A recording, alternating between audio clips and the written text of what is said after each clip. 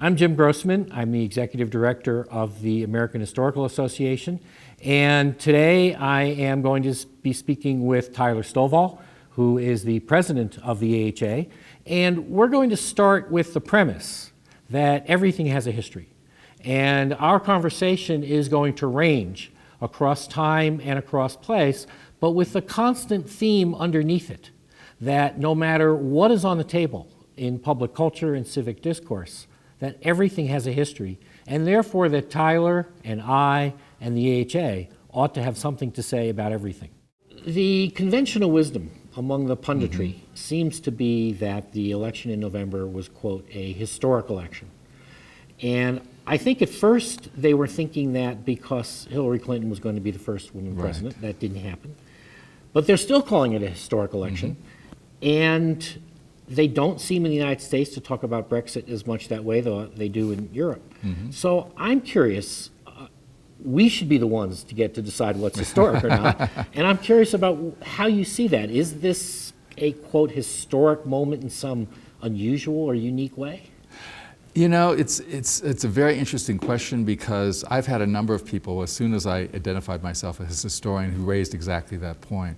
And I think there's a number of things at work. First of all, there's the legacy of 8 years ago of Barack Obama being elected, and there's so much talk about that being a historical election that there's a sense that the follow-up from that is also historic. There's also some other things that are sort of smaller scale that are very interesting. This election was a tremendous surprise.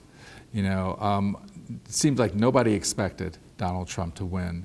And in an era where it seems like, in the era of big data, where people feel like it's hard to have these kinds of surprises, I think a lot of people are saying this was something historic.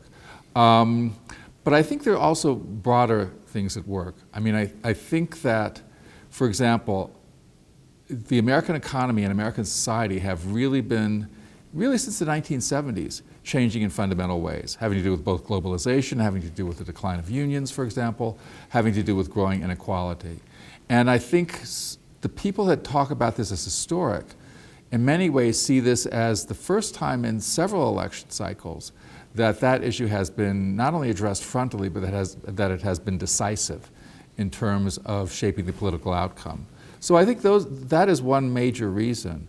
And then you can also point to Donald Trump, a reality TV star being elected president. That certainly has not happened in the United States in anybody's living memory, as far as we could tell. Do you see European politics in that same context? Again, as a historian, is there something going on there that somehow is not just part of trends in European history, what happened in England, what's happening in France now?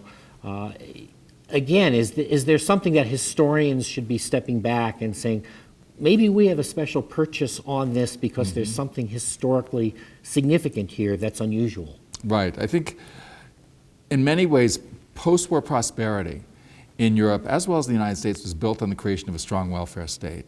And that has been in free fall for a number of years. And I think the results you've seen in England, certainly with Brexit, but also in France and Italy and Spain, most extremely in Greece, have shown that that consensus is no longer powerful socially or politically. And so people are looking for alternatives. And there has been a shift in many ways to the right. The left has found itself enfeebled. My friends in France say the French left basically no longer exists. It seems like these parties, these sort of center-left parties, no longer have any consistent answers or viable responses to this situation. I think you could put the Democratic Party in the United States in the same sort of category. So journalists, political scientists have been writing about this, have been making the kinds of observations you and I have just been making. What is as the president of the American Historical Association, what do you think historians have to bring to that conversation that is special, that is based upon what our way of thinking is? What is it that historical thinking brings to this conversation? I think we bring a number of things. We bring a sort of perspective that is longer than even the last half century. For example, one of the things I think it's incumbent upon historians to do is to address the oft-repeated analogies made between America today and the Weimar Republic in 1920s Germany. Donald Trump is not Adolf Hitler. Washington is not Weimar Berlin. Might be a lot more fun place if it was, but it's not. We're not, as far as I can tell, facing that kind of collapse for a variety of reasons. So I think it is very easy to slip into those kinds of analogies, but I think they're very dangerous because they're ultimately not founded. Well, I think they're often simplistic. Trump, from the very beginning, people were throwing analogies out. Right. Whether it was Andrew Jackson, Mussolini, Berlusconi, Right. and my first thought actually was the best analogy was literary, which was Frankenstein, not because of specific characteristics of Trump, but because of the imperative of understanding who created him, or who created the forces, not him, who created the forces that have enabled him, which goes back into the 1970s and 80s probably, and the extent to which those who created those forces may not have expected their That's creation right. to be what it was. That's right. I think another thing that has been discussed a lot by the punditry and others in the public sphere, but I think historians bring a special attention to, is the way in which issues of race, gender, and class have all flown together in this electoral cycle. One of the things that has struck me as really fascinating with regard to the reaction to the election of Donald Trump has been the ways in which there has been so much attention paid to the white working class. And what that suggests is that the only way in which Americans in the public sphere can talk about class issues is if they talk about them in racialized terms.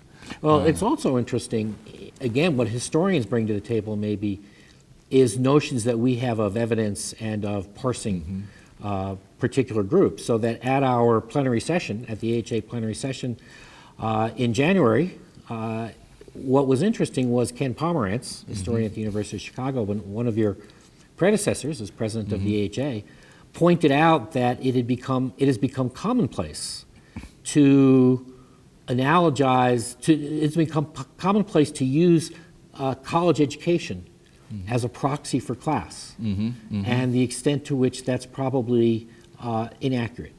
That's right, that's right. I mean, one of the things the AHA has done, by the way, has been to deal with the special concerns of college lecturers, for example, who are very highly educated and very poorly paid.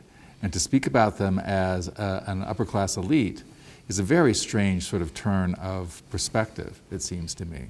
But no, I mean, there have been, many historians have addressed this issue, and others as well, that education is one way of looking at class, but it's not the only way. People have also addressed the issue of the rise of the, quote, limousine liberal, that whole trope, which has been used as a way of saying that people with certain values and certain educational levels are an elite, and yet exploring the ways in which that is clearly not true.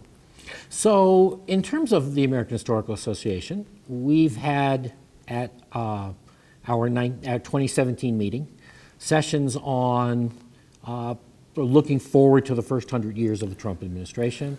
100 years? The first 10, I'm sorry, the first 100 days, the first 100 days of the incoming Trump administration. A session on that analyzes the election, what happened, what it means, again, thinking historically. A session on the political authority of historians.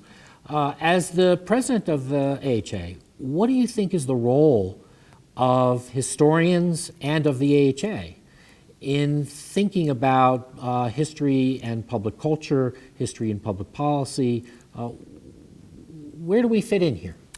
It's a fundamental question because there is, of course, as you know, a sort of standard remark that when people say something is history, that means it is of no consequence and of no importance. Or even worse, if it's academic. Or if it's academic, right? And so representing academic historians, not just academic historians, but academic historians. Double whammy. We get the double whammy, but it also means we know where the challenge is, right? Right. And it's interesting because along with that, you also have, oftentimes very popular interest in history. It's a question of how you interpret that history. And so I think one of the main jobs of the AHA is to emphasize the fact that there are very different ways of interpreting history, that they have to be based on certain fundamental techniques and certain fundamental understandings. But there is no one right answer, there is no one right narrative. This is something I teach my students.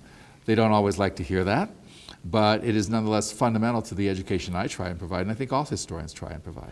Do you think that your students can grasp or do grasp the complexity, once you're finished with them, of course, of the notion that there may not be one narrative, but that all narratives aren't equal either, that historians are people who work with evidence, and that for most of us there is a most compelling narrative based on evidence and argumentation. Is that hard for students to grasp, do you think? It is very hard for students to grasp, because once you start telling them that there's no one master narrative, then the response is, well, you know, I can sort of say whatever I think, right? Right. Or make up whatever I want to. And I think the job of a good history class is to show that, okay, you can have an idea, but it has to be supported by evidence, by certain facts. It has to be argued cogently and coherently, or otherwise it's not really acceptable. And for my students, hopefully by the time they get their term papers back, and I've made that point, it will start to sink in. Do you think, as a historian of France, do you think it's possible that, say, over a few decades, we have perhaps pushed the Enlightenment too far to the margins? That when we look recently at the proliferation of fake news, and I think one can extend that to spurious history and the political uses of fake news and spurious history across the political spectrum, that thinking back to the values of the Enlightenment, the importance of evidence, of logic, did we perhaps, and with all our concern as historians about the racial implications of certain Enlightenment thought, did we throw the baby out with the bathwater in some ways, or? I think there's been that tendency, you know. Certainly in coming to terms with the history of a modern nation like France, it's very easy to make the argument, well, the French had these basic ideas, essential ideas about civilization, about culture, about law, so on and so forth, and they weren't always consistently upheld. Well, that's true. Nobody's ever consistent.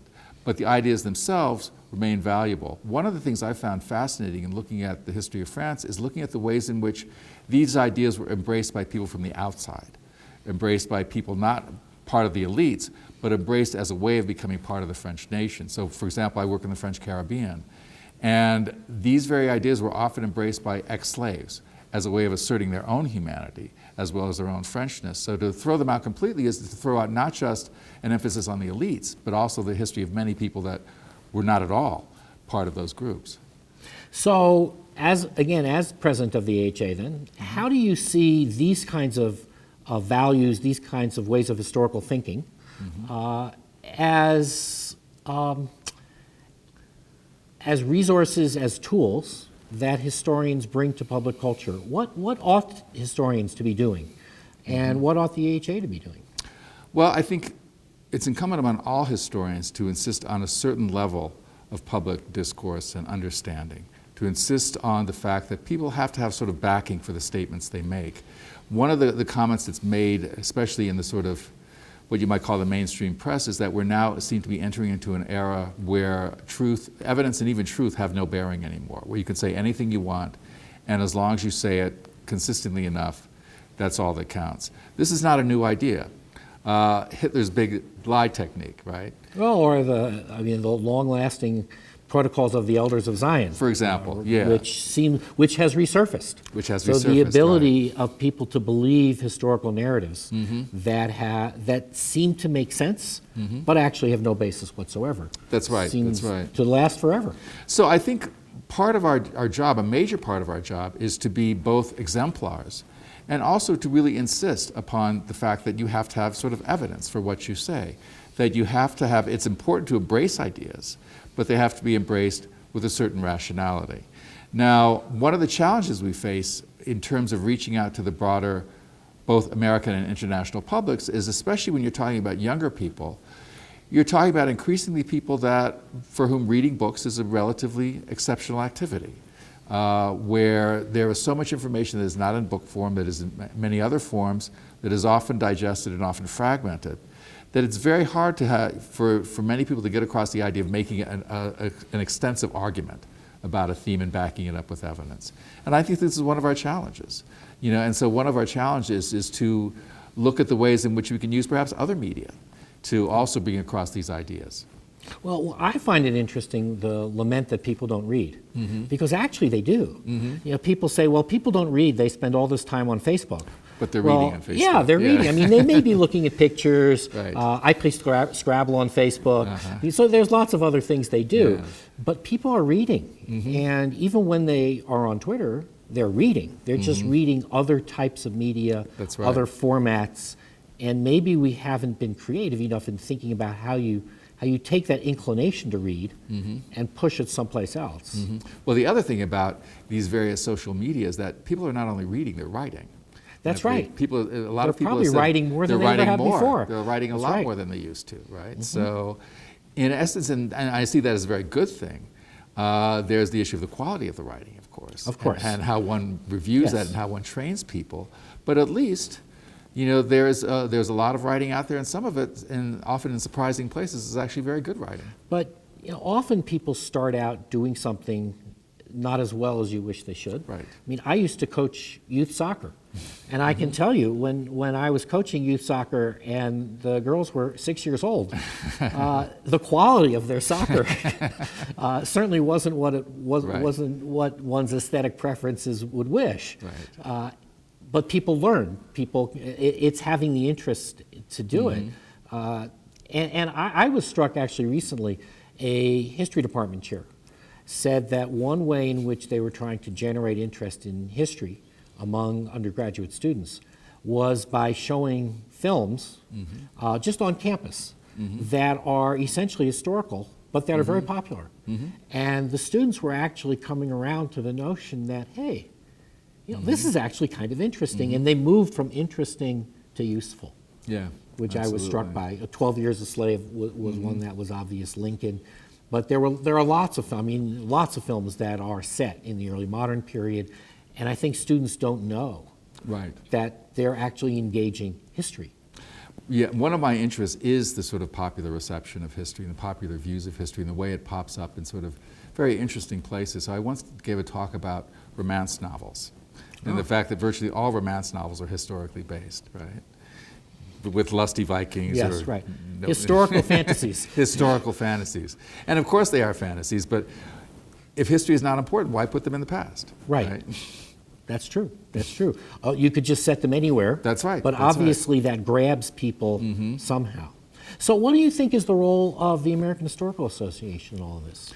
Well, I think the American Historical Association, as the organization of historians throughout the country and beyond, has both a unique privilege and a sort of terrible responsibility. Because we represent all historians, we could speak to issues that unite historians and that speak to the basic questions about historical research or historical understanding and the importance of the field as a whole. Most of us who are in the AHA also belong to more specialized history societies. I certainly do. Those societies are very, very valuable, but they do not take on these kinds of big questions, it seems to me. So I think that's one of the roles that we have to play.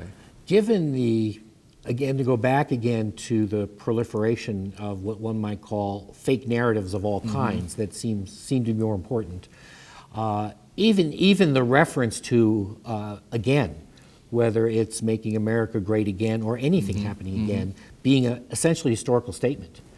Right. Do you think the AHA has any public role, in calling out such statements, in things like, in the kind of fact-checking? There's, I think a lot of people know about PolitiFact. The Washington Post has a columnist who assigns Pinocchios. Is this something that we ought to be doing when there are major statements, influential statements, that are historical in nature? I think absolutely, and I think we can do it on a number of different levels. I think the fact-checking level is one thing that's really important, but we also ought to at times talk about the differences in interpretation that these kinds of statements involve.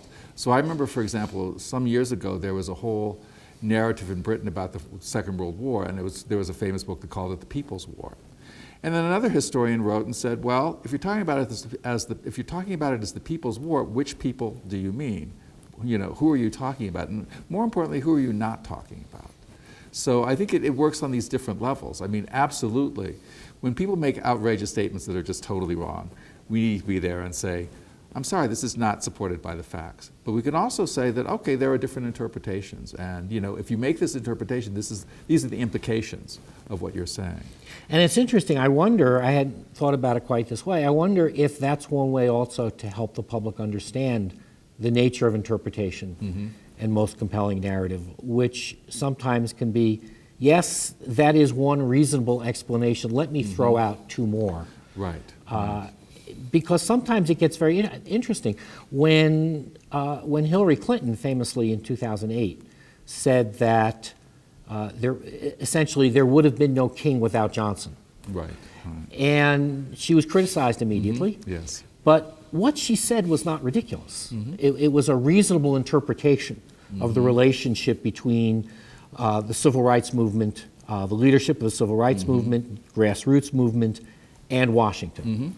And one could easily have said, yes, that's perhaps an overstatement, but. And instead, she just got trashed for it immediately. Right. And maybe we can bring complexity to the table. Obama, on the other hand, also got trashed by the left when he referred to Reagan's greatness. Right. And again, yes. that was not unreasonable. No, let me offer another example, the whole debate about Black Lives Matter. I mean, one of the responses to the slogan has been, well, don't white lives matter too? And of course, then you get into a whole debate, well, we're not saying that they don't, but we're saying that based on a certain historical situations, in this particular instance, this is the major issue at hand. Well, that's interesting because if we were doing that in the classroom, what it might do is help us to help students understand the importance of context. Right, exactly. That you cannot understand any slogan, any politics, without understanding its context, whether it's in the 14th century, the 17th century, or the 20th century. Yeah, yeah. I mean, I think it's interesting. One of the favorite things historians like to argue is that there's nothing new under the sun. If anything happens, there is historical precedent for that. And, sometimes we perhaps can go overboard because sometimes there are new things under the sun. One hopes. One hopes. Sometimes there is change in progress. But it is also instructive for, especially in with cataclysmic narratives, to argue that, we have been there before. The human race has survived, right? Or at least we've had that question on the table Right, before. right. But that's right. I remember when Reagan was elected and all the talk of apocalypse. And my father-in-law just looked up one day and said, I lived through Harding, Coolidge, and Hoover. Right. The Republic survived. That's right. And he's remembering, but we historians can reach further back. And maybe the problem is that people are looking for whether things have happened before as opposed to whether what's happened in the past helps us frame the question. No, that's right. So no, but all of these questions say that the past is still important to people. That they're looking for these kinds of contexts. So do you think that this also opens a window to historians of much earlier times and places to participate in these kinds of conversations? There are people who have argued that thinking about history, the way you and I have been talking for the past half hour, really restricts prominence, restricts discourse to those of us who study the modern period. And what about our many colleagues who look at the 14th century? Well, for example, one of my favorite ever analyses of history comes in a movie, The Third Man, when there's this famous scene where Orson Welles, who is this horrible drug dealer, poisoner of children, is arguing about morality. And he says, look back at the history of Renaissance Italy. There was murder, there was corruption, there were all these terrible things that have produced some of the greatest art the world has ever known. In contrast, look at the history of Switzerland. They've had peace and prosperity, and what have they ever produced? The cuckoo clock. So it's something. It was a scene that takes two historical examples and uses them to frame a moral agenda, in effect. Well, it also does what I think should be one of the most important roles of historians, and I don't think we do it as well as we could, which is to teach humility. And that doesn't matter when we're looking. Early period, wherever, whenever, is to look back and ask yourself, what was the context in which they did what they did? And who am I necessarily to judge outside of that? I can evaluate, I can explain, but I need to do that within the context of understanding the choices they had. In essence, the historical landscape.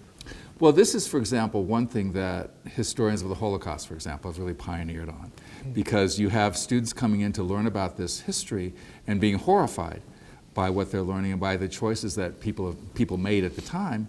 And then you start to explain why people made those choices, and also, can you put yourselves in their shoes at all? What would you have done? So on and so forth, right? And then it becomes more complex. So students learn the limits of Right. how much you can or cannot put yourself in their shoes. Right. But on the other hand, the value of trying to at least figure out what the context was in which they were standing and sitting. Right. And they learned to be humble about it and to not say immediately, oh, I would never have done that. You know, I could see how terrible that was. That would not have been me, right? Well, I think on that level of humility, we should probably end. Okay, well, thank you, Jim. Thank you.